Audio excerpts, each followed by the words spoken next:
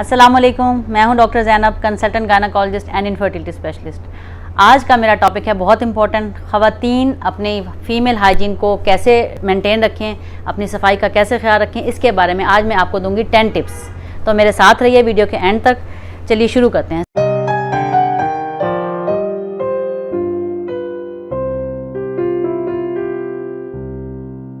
सबसे पहली टिप यह है कि ख़वातीन को चाहिए कि वो अपने इस एरिया को ड्राई रखें। ड्राई रखने का मतलब क्या है? जब आप वॉशरूम से फारिग हों तो टिश्यू पेपर से या टॉवल से अपने इस एरिया को, अंदरूनी जिस्म को ज़रूर साफ़ कर लें, खुश्क कर लें, क्योंकि जितना ये वेट रहता है, गीला रहता है, उतना ही यहाँ पे इन्फेक्शन होने का, जरासीम होने का ख़दशा बढ़ जाता है।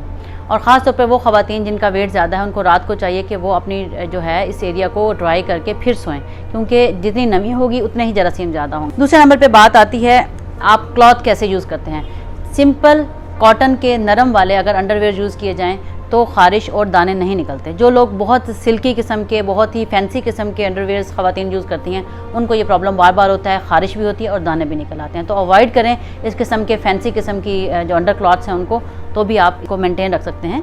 तीसरे नंबर पे वॉश करने का तरीका क्या है। कुछ रैंडमली कुछ लोगों को आदत होती है कि हाथ जो है साफ़ करते हुए पखाने वाली जगह से आगे लेके आते हैं वेजाइना में। कभी भी वेजाइना को क्लीन करते हुए अपने हाथ को पीछे से आगे नहीं लेके आना होता। वॉश करते हुए इस बात का ख्याल रखें कि आप वॉश करते हुए सिर्फ वेजाइना को क्लीन करें और फिर पीछे जाएं अगर आपने एनस वाले एरिया में जाना भी है तो।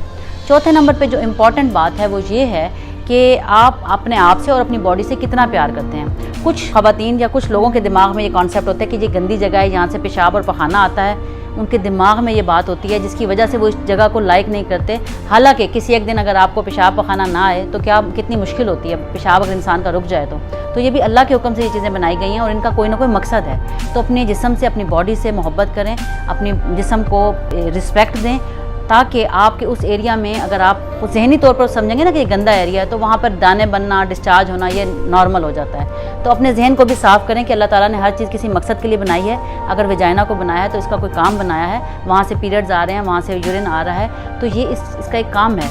ये एक अल्लाह ताला ने आपके जिस्म का एक पार्ट बनाया है। इसको उतनी ही रिस्पेक्ट और इज़्ज़त दें जितनी बाकी जिस्म को देते हैं। जैसे अपने चेहरे को साफ़ रखना, अपने चेहरे को खूबसूरत रखना ज़रूरी है, अपने बाकी अज़ा को भी साफ़ रखना और खूबसूरत रखना ज़रूरी है।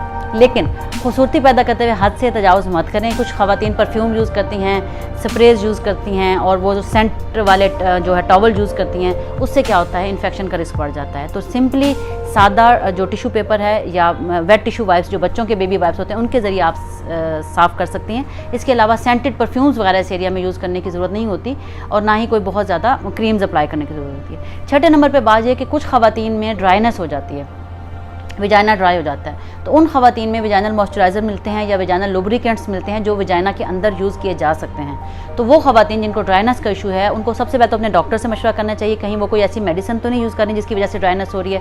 दूसरे नंबर पर उनको डॉक्टर के मशवरे से ही कुछ लुब्रिकेंट्स यूज़ किए जा सकते हैं। सातवें नंबर पर बात यह है कि आप प्रोबायोटिक यूज़ करते हैं या नहीं करते। फीमेल हेल्थ के लिए, ख़ासतौर पर वेजाइना की हेल्थ के लिए प्रोबायोटिक्स का बहुत यूज़ है। प्रोबायोटिक क्या होते हैं? ये आपके नेचुरल जो बॉडी का फ्लोरा है, यानी कि जो अच्छे वाले बैक्टीरिया हैं, उनकी ग्रोथ में हेल्प करते हैं। तो जो हमारी खुराक है उसमें प्रोबायोटिक हैं या नहीं, इसको जानना ज़रूरी है। सबसे बेस्ट जो प्रोबायोटिक डाइट है वो दही है। तो दही का इस्तेमाल अगर आप अपनी डाइट में ज़्यादा कर देते हैं तो आपको ये छोटे मोटे डिस्चार्ज वाले प्रॉब्लम नहीं होते।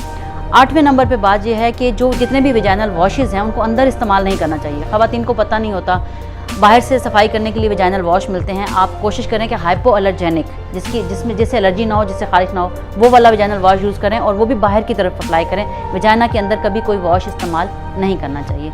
9वें नंबर पे बात यह है कि आपका स्टेटस क्या है, आप खाते क्या हैं, पीते क्या हैं। जो ख़वातीन पानी कम पीते हैं, जूसेस कम पीती हैं, उनका डिहाइड्रेशन का स्टेटस रहता है, पानी की कमी रहती है, उनमें ये प्रॉब्लम होते हैं कि वेजाइना ड्राई हो जाता है, इची हो जाता है। तो अगर पानी ज़्यादा पिएंगे, एम्पल अमाउंट में वाटर अगर आप लेंगे तो एक तो आपकी स्किन फ्रेश रहेगी, दूसरा आपका वेजाइना हेल्दी रहेगा, मॉइस्चराइज रहेगा और उसमें ये प्रॉब्लम नहीं होंगी। 9वें नंबर पे बात यह है कि आप खाते क्या हैं। जो ख़वातीन बहुत ज़्यादा मीठा खाती हैं, बहुत ज़्यादा मीठा खाती हैं और जिनको ओवरवेट का भी प्रॉब्लम है या शुगर का भी प्रॉब्लम है, उनमें यीस्ट इन्फेक्शन ज़्यादा हो जाता है, फंगल इन्फेक्शन।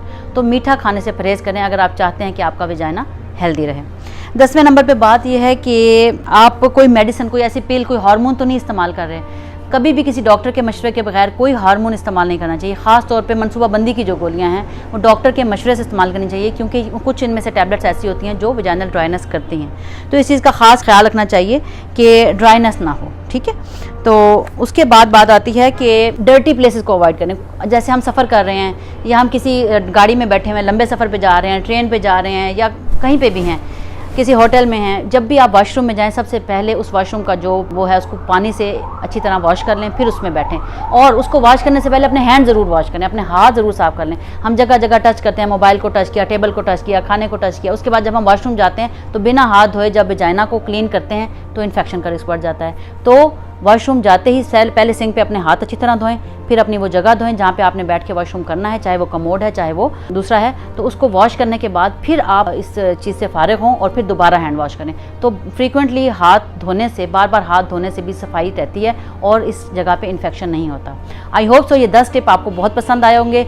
अगर आपको इस टॉपिक से रिलेटेड कोई भी क्वेश्चन हो, आप कमेंट बॉक्स में मुझे कमेंट करें, मैं आपको रिप्लाई करूँगी। और अगर आपको लगे एक नेचुरल स्मेल होती है ख़वातीन की वजाइना में, वो तो नॉर्मल है, लेकिन अगर लगे कि अब नॉर्मल स्मेल, गंदी पंजेंट वाली स्मेल आ रही है या डिस्चार्ज गंदे वाला आ रहा है, उसका कलर चेंज हो गया है, एक नॉर्मल डिस्चार्ज होता है जो वाइटिश होता है, लेकिन अगर येलो या ब्राउनिश डिस्चार्ज है और स्मेल भी बहुत ज़्यादा है तो फिर अपनी डॉक्टर से ज़रूर रुजू करें ताकि वो आपको मुनासिब दवाई दे सके। बाकी इस टॉपिक से रिलेटेड कोई भी बात पूछनी हो आप कमेंट करें, मैं आपको जवाब दूंगी। मेरी वीडियो को लाइक करें, शेयर करें और सब्सक्राइब करें। Thank you so much. अल्लाह हाफिज़।